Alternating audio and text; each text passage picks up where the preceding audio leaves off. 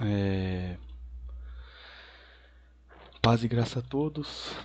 Hoje a gente vai fazendo uma análise um pouco mais completa sobre o final longo de Marcos. Eu não quero demorar muito para fazer essa análise, para não ficar muito extenso e cansativo. Quero ser bem objetivo e rápido sobre o final longo. Muito se tem advogado no YouTube que final longo de Marcos é adulterado, que não sei o que, só que as pessoas não fazem uma análise completa, dá todas as evidências, entendeu? Tanto as que omitem, tanto as que traz o final longo. As pessoas não expõem isso de uma forma lúcida e objetiva. As pessoas somente relativizam. Pega o Códice Sinaítico Vaticano, levanta ali com a mão, com dois papelzinhos na mão e fala, não é original, que não sei o que. Só que nesse vídeo aqui eu quero propor a vocês a gente fazer uma análise um pouco mais detalhada, né? Tanto da evidência externa e da evidência interna, e vocês tirar suas conclusões, entendeu? No que vai ser apresentado aqui no vídeo. A fonte de pesquisa aqui que eu vou usar vai ser foto aqui do aparato crítico que eu tirei da quinta edição revisada do Novo Testamento Grego, BS5. Eu também vou utilizar o livro do Manuscritologia do Novo Testamento do Paulo Anglada, né? Que ele tem um comentário aqui do final do Evangelho de Marcos. Mas sem delongas, vamos para a evidência externa. Omitindo os versos 9 e 20. Códice Sinaítico, Códice Vaticano, um minúsculo 304, Sirica S, né, 4º século, manuscritos da Cópita Saídica, 4º século, Armênia, manuscritos, 5º século, Eusébio, Epifânio, tá rachada a tradição, né, metade, metade, alguns manuscritos segundo Severo, Jerônimo e manuscritos segundo Jerônimo. Essas são as evidências. Então, os que omite aqui mais forte mesmo seria o Códice Vaticano, Sinaítico, a Sirica S, né? E Eusébio. A principal fonte mais forte aqui seria esses testemunhos, né? Agora, assim, gente, quando ocorre o seguinte, quando ocorre da tradição tá rachada, vamos dizer assim, Epifânio tá apoiando aqui, ó, a omissão. Só que também ele tá apoiando aqui a inclusão dos textos. Quando é esse tipo de fonte, eu tenho uma forma objetiva de descartar. Nem para um nem para outro. Eu trabalho de uma forma objetiva. A mesma coisa da Armênia e da Cópita Saídica. Elas também atestam o final longo de Marcos. Então, nessa observação aqui, eu vou estar descartando. Trazendo os versos 9 e 20. Códice Alexandrino, Códice Beza, Códice Washingtoniano, 5º século. Maioria dos manuscritos grego, lecionários, maioria das versões da Ítala, né, dentro do 5º século até o 9º século, Vulgata 4º século, Siríaca Coritoniana 4º século, Peshita 5º século, Heracleana 7º século, Palestinense século 6, né, é a datação dela. Então, dentro da Siríaca temos o uso desde o 4º século. Aqui, ó, Cópita Buraídica, datada mais ou menos do 4º, 5º século. Cópita Faídica, 4º século, Pais da Igreja, como manuscritos segundo Eusébio, né? Eusébio testemunhou que existia manuscritos no tempo dele, trazendo os versos 9 e 20, Constituições Apostólicas, 4º século, Marcos Eremita, se não me engano, é 4º século, Severiano, Nestoriano já vem dentro do 5º século, manuscrito segundo Severo, Rebatismo, 3º século, Ambrósio, 4º século, e aqui também tem Irineu, só que eu não tirei a foto direito, né? Tem Irineu, 2º século. Então, fazendo uma análise rápida, o final longo de Marcos é bem atestado. Dentro da maioria dos manuscritos gregos, temos 4 uncial do 5º século vindo com o final longo.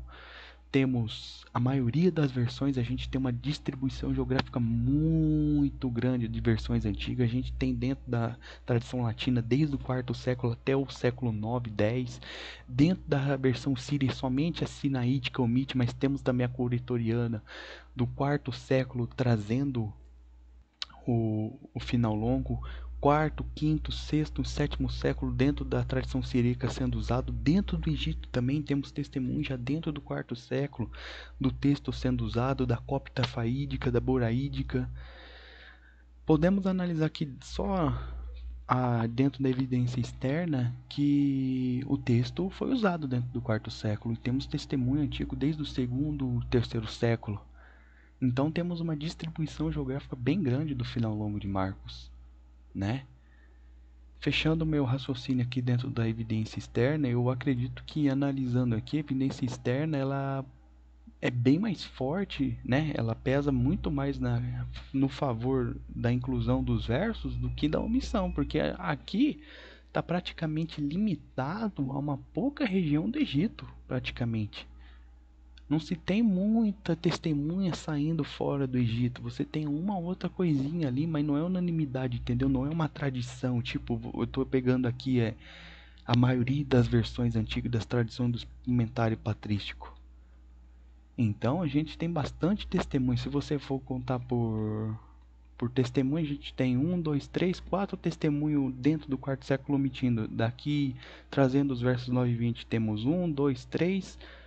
Três versões do quarto século, Constituições Apostólicas do quarto século, Marcos Eremita, Ambrósio, já temos mais de 5, 6 testemunhos só do quarto século. Tendo fora que também temos Irineu e Rebatismo do segundo e terceiro século comentando o texto, né?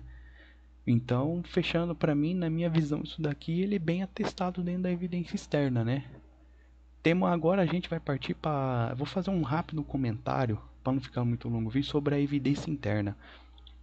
Porque muitas pessoas têm falado que o final longo de Marcos existe 16 palavras que não tem dentro do livro de Marcos, e eles falam que isso é um acréscimo porque essas 16 palavras que encontra nos versos 9 e 20 não se tem no resto do evangelho. Será mesmo? Vamos ver o que no livro do Paulo Angrada vai falar?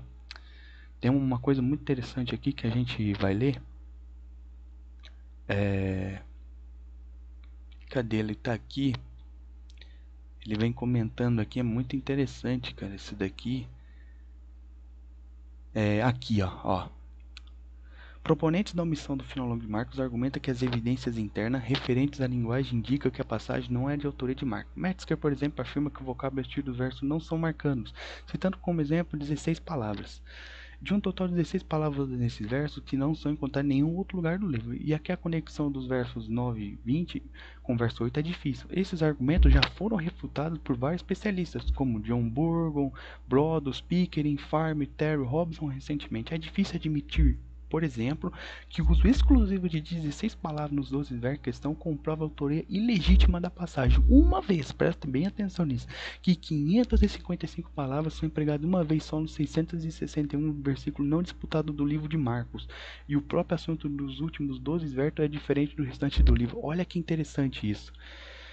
Aqui ele fala que existe 555 palavras no Evangelho de Marcos que só ocorrem uma vez, dentro de 661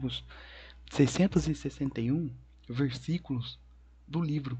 Então, se a gente for usar por base essas 16 leituras que muitos atestam que fala que é acréscimo dos versos 9 e 20, a gente tem que falar também que essas 555 palavras no restante do livro é acréscimo também, porque só ocorre uma vez. Então, usar esse tipo de argumento, ele é muito fraco. Se os versos 9 e 20 são acréscimo por causa de 16 palavras, então essas 555 palavras são acréscimo. Então, isso não faz sentido. Continuando aqui, é muito interessante aqui também outra coisa que eu quero ressaltar com vocês. Olha só, William Farmer argumenta em favor do final de Marcos, observando que seria difícil explicar a inclusão deste verso com base na regra que a leitura mais difícil seja preferida. Eis o argumento por Thomas. Se os últimos 12 versos de Marcos não são originais, em que contexto eles poderiam ter sido produzidos? O ensino desses versos apresenta problemas como tais: pegar em serpente, beber venenos mortais, como Farmer observa. Nenhuma evidência jamais foi apresentada apontando um ramo do cristianismo que admitisse essas práticas, ou que fosse suficiente forte para impô-las largamente a igreja pela adição deste texto no segundo evangelho. Este é um argumento que observa Thomas que não foi suficientemente respondido. Por outro lado, algumas características temáticas do evangelho de Marcos favorecem a genuidade do final longo, como padrão recorrente com a promessa e provisão de um novo Elias, ressaltada por Warren. Eliot também observa que o término abrupto no final do Evangelho de Marcos, no verso 8, deixa sem cumprimento a expectativa de que Pedro e seus discípulos viriam Jesus ressuscitado na Galileia. Contudo, continua ele, não está de acordo com a deste Evangelho que Marcos nos aponte sem fornecer um cumprimento. Olha só que interessante. Vamos fazer uma reflexão. Quem que acrescentaria uma ressurreição de Jesus e botaria dentro dessa ressurreição de Jesus versos como pegar em serpente e beber veneno mortal? Se eu fosse criar um verso para algumas coisas, um relato de ressurreição, eu não colocaria isso. Ao contrário, o que eu faria? Eu arrancaria, porque isso traria um problema, uma contradição. Muito interessante aqui também, esqueci de mencionar, que não sei se eu vou conseguir abrir dentro do livro no Códice Vaticano, aqui, não sei se vocês vão conseguir ver, ele fala, o Robson Pierpoint,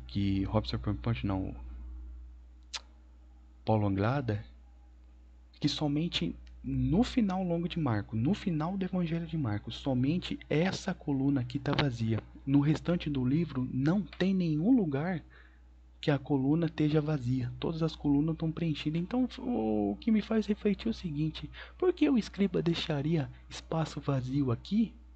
Porque somente aqui que ele deixou espaço vazio e no restante dos outros livros, das outras cartas do Códice Vaticano, ele preencheu tudo. Será que o escriba não conhecia os versos 9 e 20 de Marcos? Fica aí a questão. Conclusão, né? Vamos pra gente fechar aqui do dentro do livro do Paulo Anglada.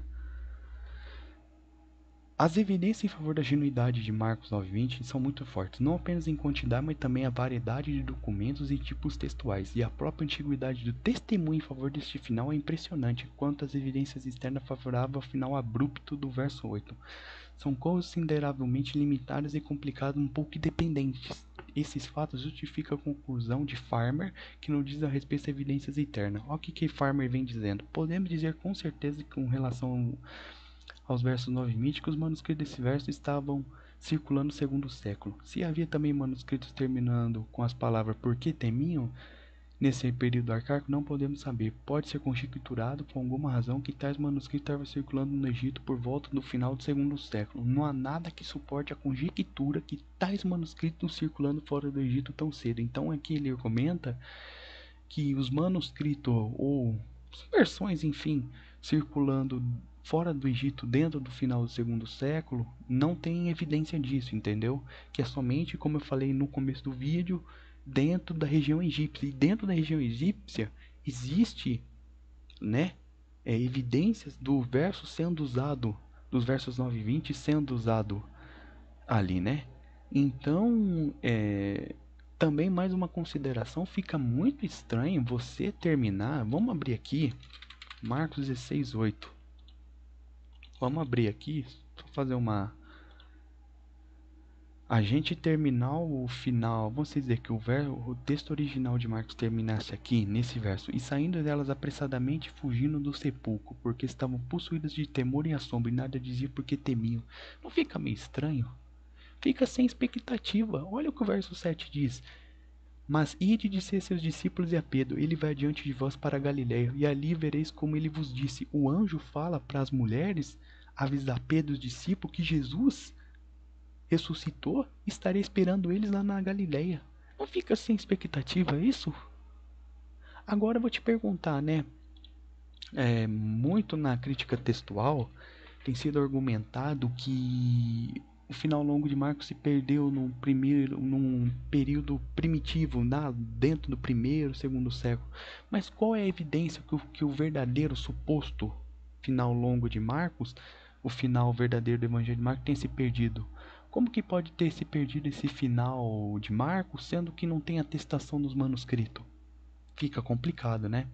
Então, para encerrar esse vídeo aqui, eu concluo que Dentro da análise, na minha opinião, esse verso é autêntico. Dentro da distribuição geográfica, na evidência externa e evidência interna, na sua antiguidade e na sua quantidade de testemunhos independentes atestando o verso. Bom, fiquem com Deus a todos. Espero que tenham gostado do vídeo. Deixem seus comentários e tchau, tchau.